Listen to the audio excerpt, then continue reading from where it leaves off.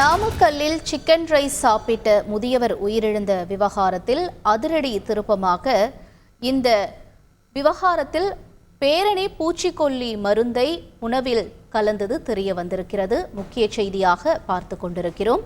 கூடுதல் தகவல்களை செய்தியாளர் ஸ்ரீதர் வழங்க கேட்கலாம். ஸ்ரீதர், வணக்கம். தற்பொழுது இந்த வழக்கு கொலை வழக்காக மாற்றப்படுமா?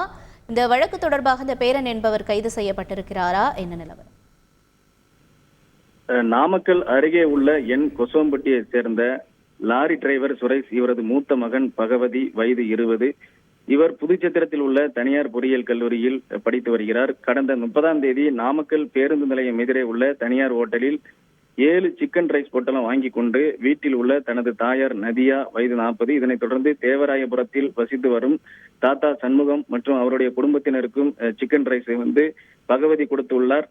சிக்கன் ரைஸ் சாப்பிட்ட நதியா, சண்முகம் நாதன் ஆகியோருக்கு உடல்நலக் குறைவு ஏற்பட்டுள்ளதால் மீதமுள்ளவர்கள் சிக்கன் ரைஸ் சாப்பிடவில்லை. இதனையடுத்து உயிருக்கு ஆபத்தான நிலையில் இருந்த நதியா, சண்முகநாதன் ஆகிய இருவரையும் நாமக்கல் அரசு மருத்துவக் கல்லூரி மருத்துவமனையில் அவசர சிகிச்சை பிரிவில் அனுமதிக்கப்பட்டு அங்கு சிகிச்சை அளிக்கப்பட்டு வந்தது.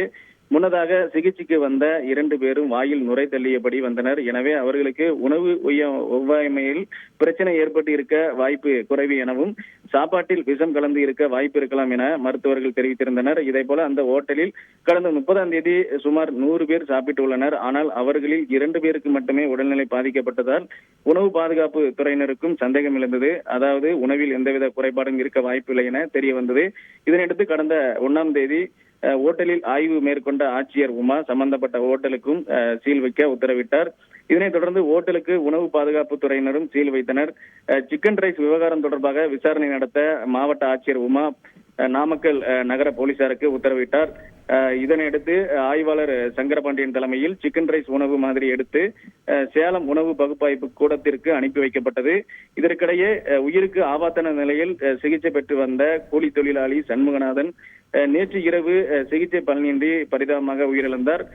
உணவு மாதிரியின் பகுப்பாய்வு முடிவில் பூச்சிக்கொல்லி மருந்து கலந்தது சிக்கன் ரைஸில் கலந்தது உறுதி செய்யப்பட்டது. சிக்கன் ரைஸ் பார்சல் வாங்கி சென்ற பகவதியிடம் நாமக்கல் போலீசார் விசாரணை நடத்தினர்.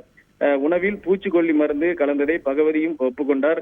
அவரிடம் போலீசார் மேலும் விசாரணை நடத்தியதில் தாய் நதியா, தாத்தா சண்முகநாதன் ஆகியவர் இருவரும் பெண்களிடம் தொடர்பு குறித்து தொடர்ந்து கண்டித்துள்ளனர். மேலும் காதல் விவகாரம் தொடர்பாகவும் பகவதியை தொடர்ந்து அவருடைய தாய் நதியா கண்டித்துள்ளார். இதனால் தான் சிக்கன் ரைஸ் உணவில் பூச்சிக்கொல்லி மருந்து கலந்தேன் என போலீசாரிடம் அவர் வாக்குமூலம் தெரிவித்துள்ளார்.